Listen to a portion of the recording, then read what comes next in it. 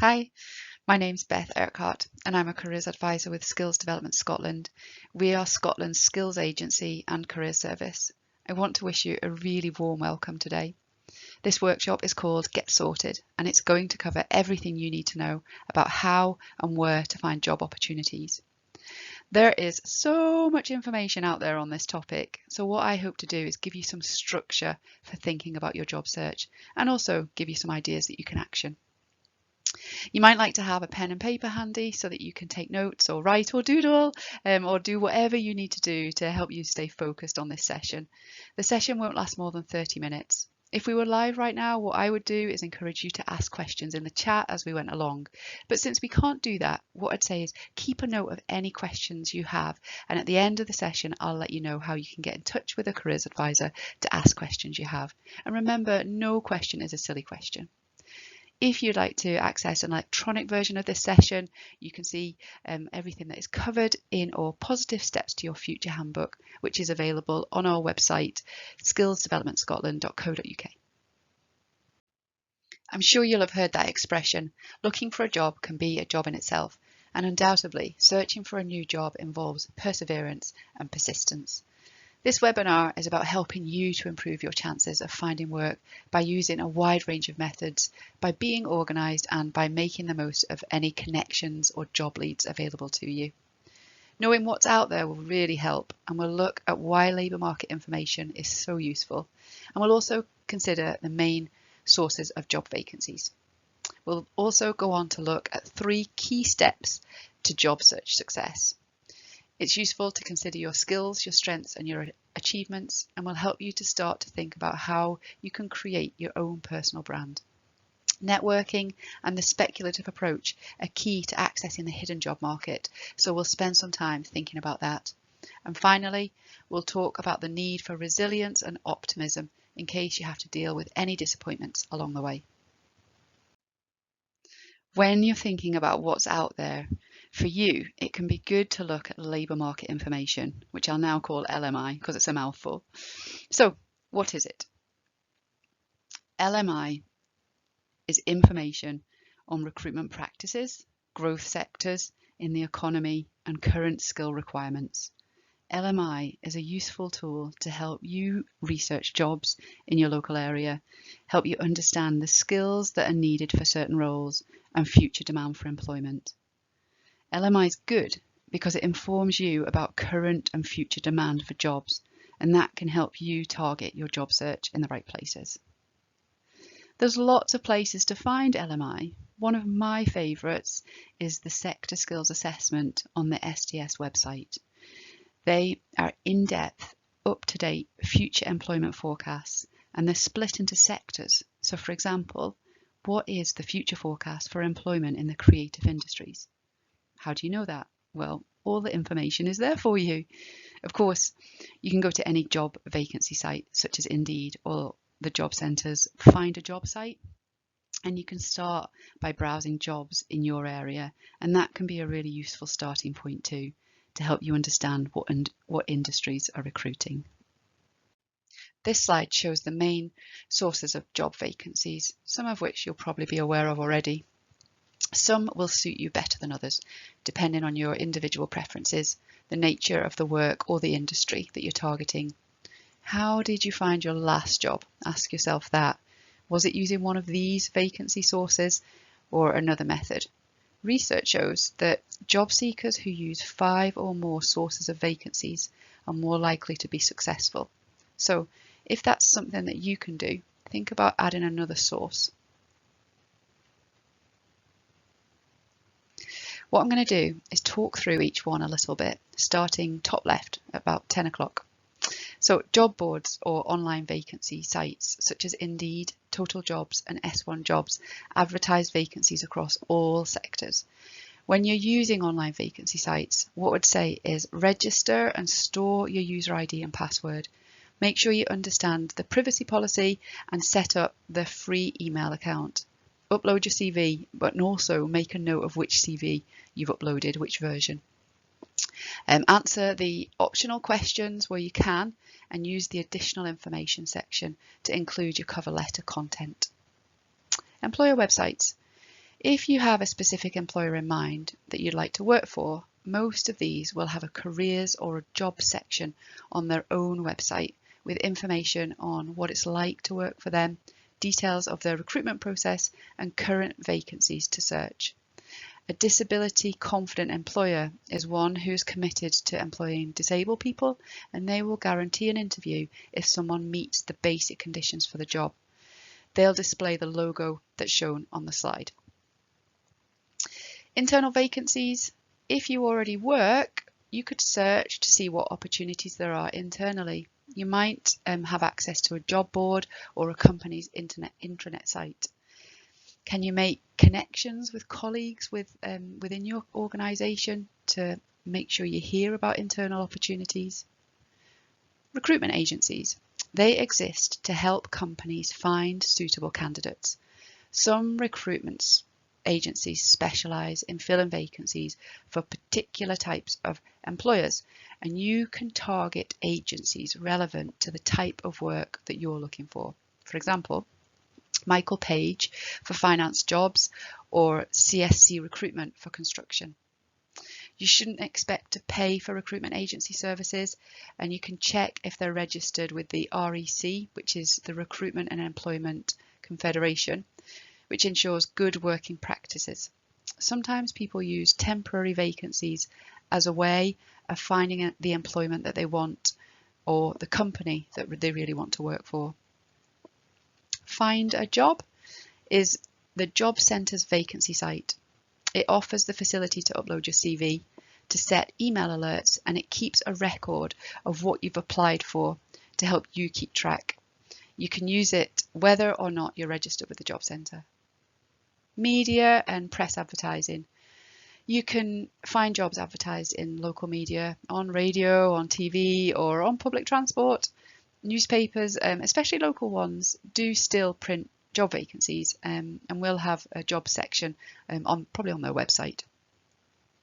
Specialist trade professional association websites publish news and feature articles that focus on topics of interest to professionals in a particular industry. There are sector-specific websites which can be especially useful. For example, Design for design jobs, RigZone for oil and gas, Financial Careers for finance, and so on. So really look into that. Recruitment events. There's lots of in-person events taking place, such as job fairs. You can search for them at eventbrite.co.uk and thejobsfair.co.uk to find upcoming events, and you can search for those happening in your local area. Careers and jobs fairs can be a great way to use your networking and your communication skills to hear about opportunities and to speak to employers about their company and find out about current vacancies and their recruitment processes. The final point here, and arguably the most important, is social media and word of mouth. For a lot of people, word of mouth is the #1 way to find a job, and that really means through someone you know. This is also known as networking, and we'll focus more on this in a few slides' time. In the past, this would have been through connections made in person or over the phone. These days, many opportunities are found online and through social media platforms such as LinkedIn, Twitter or X, Instagram. So building an online presence is really helpful. Again, we'll come on to that. You could use Google to search across social media, and we have some examples of that on the next slide. Knowing what's out there in terms of social media. LinkedIn is widely used by employers, and it's a way for you to connect with professionals in your field. It can help you to expand your network, and you can find vacancies on there, and it's also a way for employers to find you. There's so much that you can do with LinkedIn, so I would recommend that you update your profile to reflect what you're interested in, or if you don't already have one, to create one. There's also a number of Facebook pages and groups where jobs are posted, so search for those that are relevant either to your location or to the type of work. For example, if you're trying to find flexible job or something working from home, you can search to find groups who focus their support on this. Jobs are also advertised on X, Twitter, and Instagram. So if you use those platforms, follow companies that you're interested in working for. You'll also find jobs posted on local neighbourhood apps such as Nextdoor. Right, let's move on to explore the best ways to approach your job search. There's no perfect job, just the right job. All jobs have good bits and bad bits, and I think the trick is to make sure that the good bits outweigh the bad. By understanding yourself and what's out there, you can put yourself in the right place at the right time to get the job that's going to suit you. So, how can you job search with the confidence that you will end up in an opportunity that's going to be a good fit for you? Well, we don't truly know what it will be like to do a job until we're in it, but our top tips will help you make sure that you have the best chance that the next job will be the right job for you. Here's our top tips. Create your personal brand, access the hidden job market, and keep motivated. So let's think about these in more detail, starting with brand. Your personal brand. It's crucial, but some people find it really tricky, this bit. Your personal brand is your unique blend of skills, experience, and personality. It's how you sell yourself at interviews and also on platforms like LinkedIn, in your CVs, and in your applications. Be ready to showcase your personal brand in networking opportunities. It is your chance to make a memorable impression and differentiate yourself from other people. Consider your key qualities and what you want people to remember about you. You can think about it this way. When your name comes up, what 3 words do you want people to associate with you? Have a think about the question. If we were live right now, I would ask you to pop those words in the chat and we could have a talk about them. But you could always pause me now and have a go. Think about 3 words you would like people to use to describe you. Are you kind? Are you well organised? Are you funny? Are you serious? Take a moment to write down a few words that sum you up. If you do struggle, you can help find words to create your brand by maybe talking to someone you trust, like a friend or a colleague. I like to use the skills discovery tool on our website, myworldofwork.co.uk. It helps you identify your skills and also your transferable skills.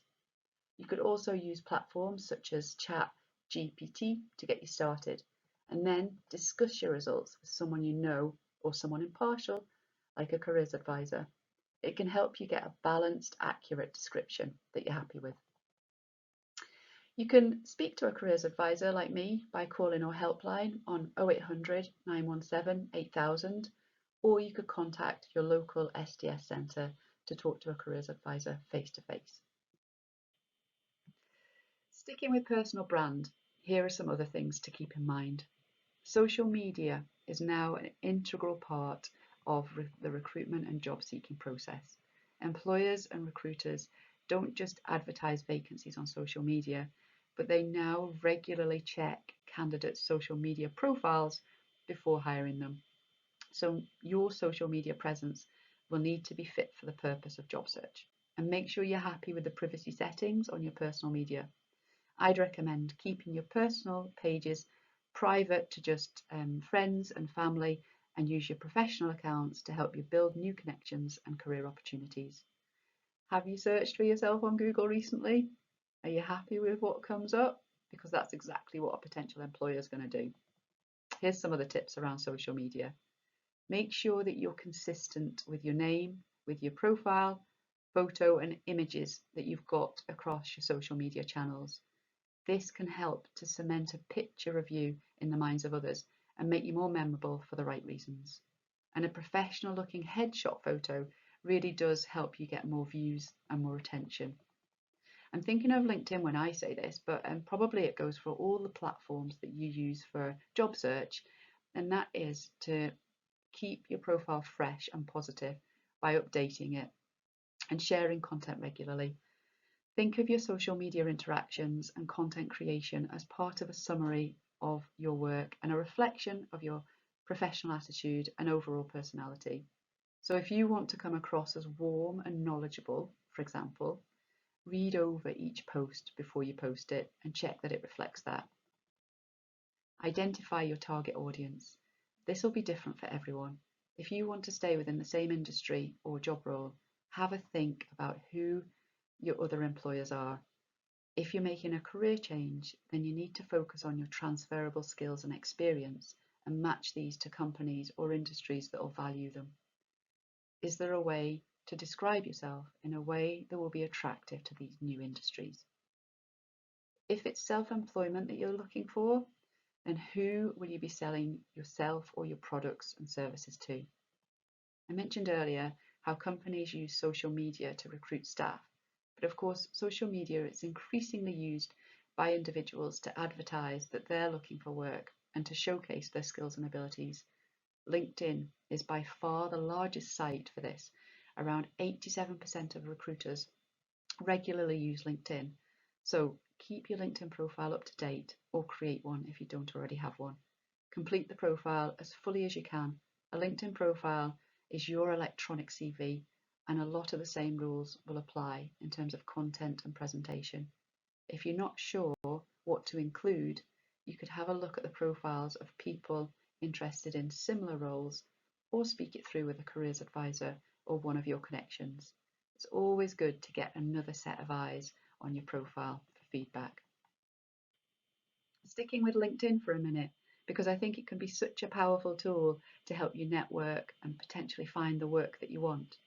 Here on the side, you can see an image of a LinkedIn account where an individual has endorsements for their skills and their industry knowledge. This helps to showcase what people value about you professionally. So when a potential employer looks at your LinkedIn account, they'll be able to easily see what others endorse you for. And it backs up what you're saying. So you're not just saying, I'm a good communicator and good at research. It shows that other people say that about you too. And a good way for you to get endorsements is give endorsements. So you could look at your connections and give someone an endorsement and then maybe drop them a note and say, I've endorsed you for some of your skills on LinkedIn and I would really appreciate it if you would endorse me too. On the side, there's also some of the things that you can use LinkedIn for. One I wanted to highlight though is connecting and communicating with others. I've found my clients have had success connecting with people in organisations that interest them and taking it one step further by setting up an informational interview, which I'll come on to say more about shortly. Our second tip is all about the hidden job market. The hidden job market is everywhere, but what proportion of jobs are found through the hidden job market? Do you know? You might have an idea. I'll give you a couple of options to get you thinking. Do you think that the percentage of jobs that are found through the hidden job market is A, 35%, B, 55%, or C, 75%? Well, recruitment agencies confirm that around 3/4 of jobs are found through the hidden job market. So if you thought it was C, 75%, you were right. What that means is that if you stick to looking for jobs that are advertised through posts, then you're only accessing 25% of the available vacancies that are out there. The hidden job market is also known as word of mouth, which I'm sure you're familiar with. It's a great way to find work, whether you do it in person or whether you do it online. So, on the side then, the hidden job market is everywhere, and it's made up of all the roles and the opportunities that have yet to be publicly advertised, or that employers might not even realise that they need. Companies recruit like this because, well, it's cheaper, it's easier, and it works. The hidden job market is so important in any job search, and it can be accessed by networking and using this speculative approach. Rather than try to push into an organisation through advertised vacancies, the aim is to use your network and make speculative approaches to get pulled in through people you know. So we'll talk more about networking and speculating in more detail a bit later. So this is where your networking really comes to play. Your network can be used for information, support, advice, and job leads. So ask yourself, who is in your network and how might they be useful to you? I would recommend writing a list of the people and thinking about ways to start to connect with them. Jobs can be accessed by linking with your network to find out if they know of any opportunities in the company or within the sector that you would like to work for. Many of us don't like selling and marketing ourselves, but it is such a vital career management tool to help you access the hidden job market and find opportunities and make ourselves more attractive to those people who have the power to offer us a job. So, what else can you do to maximise your chances of securing the right job for you through the hidden job market? I've used a nice picture of an iceberg here to represent the hidden job market. Those advertised jobs we talked about are the ones that are above the waterline, with the majority of roles being hidden below the surface. The good news is that anyone can access the hidden job market. And our top tips are: carry out informational interviews, for example, by contacting people through LinkedIn. Network, use your connections, network, and use a speculative approach to your application. There is quite a lot of crossover between each of these, so we'll go on to consider each one in turn. Informational interviews. What is an informational interview? Well, essentially, it's a meeting between a person who wants to learn more about an industry or career and a person working in that industry or career. It's generally a short meeting between two people, and it can take place in person, over the phone, or online. But this kind of research can be part of any conversation. You might want to use it when you meet people out walking the dog or in the supermarket or in the gym. They can all be sources of careers information. I'm calling them informational interviews, but essentially they are fact-finding interviews rather than a job interview. In my work as a career coach, I've encountered clients using this approach. You can do it by simply dropping a message, for example, to a connection through LinkedIn, maybe someone working for a company that interests you, and ask them if they would mind you getting in touch and asking them some questions about their role or the company. You can ask them what's the best way to do that. Is it by asking them through email or to have a conversation? And it's a way to get information that's not available elsewhere and potentially build useful connections. It might not be something that you're used to doing, but honestly, most people are happy to talk to you about their job, so go ahead and ask them. We know from employers too that they like candidates they invite for interview to really have researched the organisation that they're applying to. And obviously most companies these days have their own website, so you can find lots of information that way.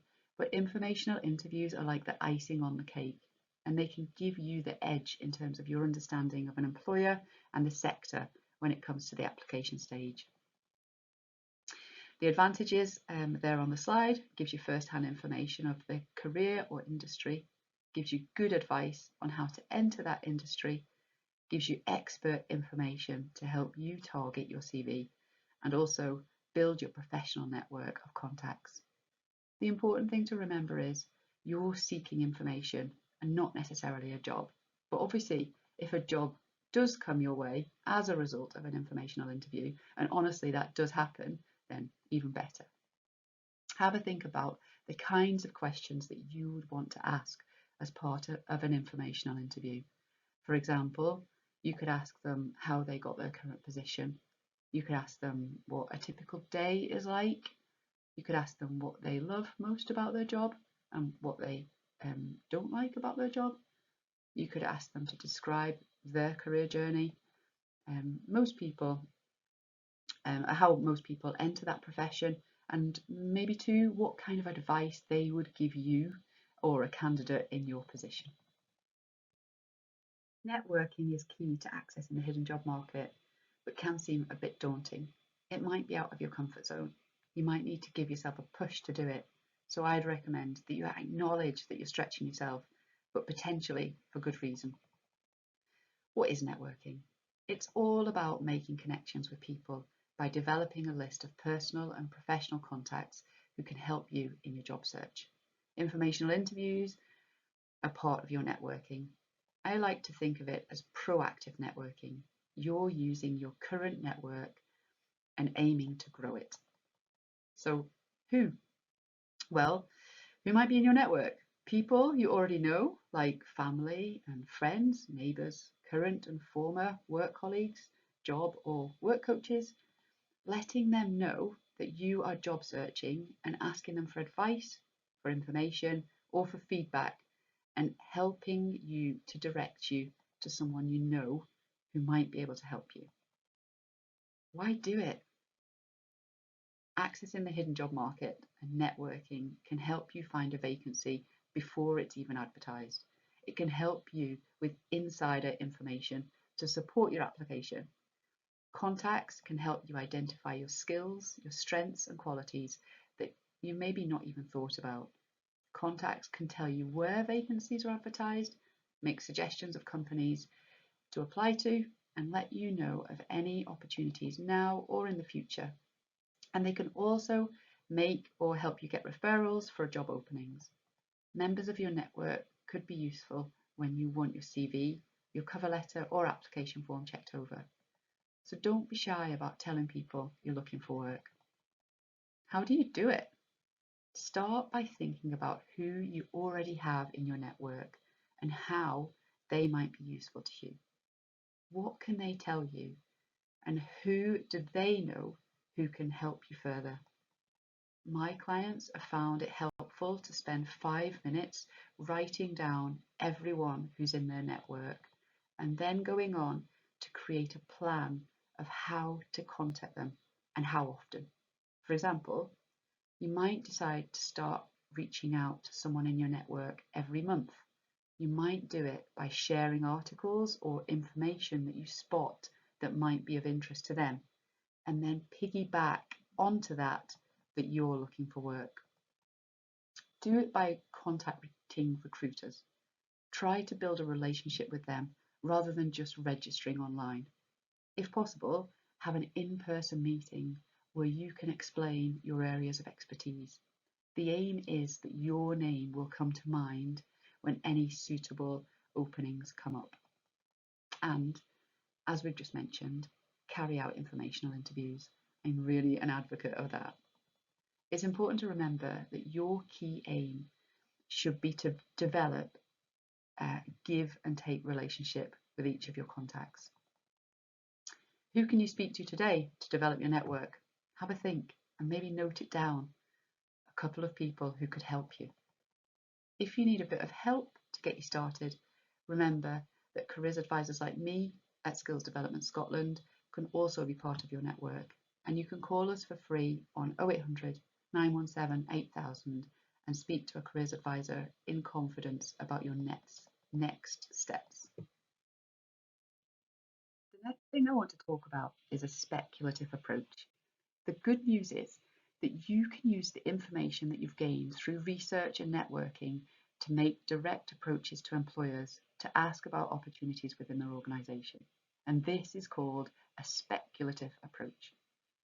It can be used if you know that there's a job coming up soon, but also even when you don't know of an actual vacancy, but you want to let a company know that you're available if anything should come up. Hopefully, your research should give you an idea if a company is thinking about recruitment rather than it being like a stab in the dark. But it's also worth bearing in mind that if an employer is on the fence about creating a job opening, that sometimes they can be swayed by a persuasive speculative application. Also, some advertised posts, they go unfilled, and so employers don't always want to go through the recruitment process again because, it's expensive and it's time consuming. So if your targeted CV lands on their desk at the right time, it could help you to shortcut the process. Ideally, If you've done some research, you'll know who to contact at the company with your speculative application. But if not, you could try looking at the company website for details of employees. Sometimes there's a Meet the Team page or an About Us or latest news section that can be really good places to start. You can use LinkedIn, search for the name of the company and follow the links to find staff who work here. This can be a good way to familiarise yourself with the range of departments and the hierarchy of staff. Staff will often be listed that wouldn't necessarily be featured on an official company website. You could also telephone the company as well. You could telephone them or phone them and ask who is it who deals with recruitment at your organisation, and then you can get the name and then you can contact them. When you're writing your speculative application, use the information you have on the company to show that you are motivated and what you know about the kind of roles that might exist within the organisation by matching your skills on your CV and also with the covering letter. We cover CVs and covering letters in our other webinar called Get Noticed, so I would recommend that. As it says on the slide there, explain why you want to work for the company. Explain their roles and the type of role that you're seeking, and highlight how your relevant skills, strengths and achievements would make a good fit. And once you've made a positive speculative approach, you could follow it up with an email, or better still, for quicker results, you could phone them and check that they've received your CV. This gives you a chance to check it's been received and read and read by the right person. And it also gives you the chance to open up a conversation. It brings a more personal element to your application. Remember, if you're making a number of speculative approaches, change your CV, even if it's just slightly, and your covering letter to make sure that it suits each one of them. This does take a little bit of time, but it will make sure that your application is more of a success, thinking along the lines of like fewer quality applications rather than a large quantity of poorer targeted scattergun approached applications. You'll find more information on making speculative approaches on pages 58 and 59 of our Positive Steps to Your Future handbook. So that's our top 3 ideas for action: informational interviews, networking, and using a speculative approach. Next, I'm going to cover how you can keep motivated. I probably don't need to tell you this, but looking for work can be hard work, even when you know how to go about it. The trick is to get started and keep going. Stay motivated if you can. And here's 5 strategies for helping keep you motivated. Organise your job search. Try to keep a daily log of all the job seeking activities to help you stay organised. Keep a note of the company website and how you applied, including what CV or application form that you completed. Try to make a note of when and how you plan to follow up any applications. Being organised in your job search can really help you feel in control of the situation, and it helps you to stay positive. It also stops you from getting in a muddle when an employer responds to you, because then you would know how you've applied and when. Schedule in other activities. Don't plan on job seeking like all day, every day. You need to keep yourself motivated and enthusiastic about the process. And if you try to do 8 hours a day of job search, you'll probably get bored and you'll get frustrated. Remember, quality over quantity. And if you're out of work for a period of time, remember it won't be forever, and this might be your only opportunity to not work. So, once you've landed that dream job, that might be you forever. So try and make the most of it if you can. Consider alternatives. Consider short-term and temporary contracts. This can be a really successful way into a company, and it can lead to a longer-term or permanent contract. Some companies advertise internal-only vacancies, and if you're working for that company on a temporary basis, it means you have access to that kind of vacancy. It lets you try a company or try a vacancy. Temporary contracts are found through both recruitment agencies and with employers. Many people as well, they make a successful career out of working on a contractor basis. Who knows, you might end up being one of them. Think about what went well. If you get an interview and you are unsuccessful, remember you have really impressed that employer enough to get you an interview to get you to almost get the job. So if you can, try and get feedback from them and then act upon it. If there's something missing from your skill set or your experiences, you can then do something about it. You get a certificate or some volunteering experience or some experience. And if you get stuck, speak to a family member or friend or an independent careers advisor. We love discussing this kind of thing with people.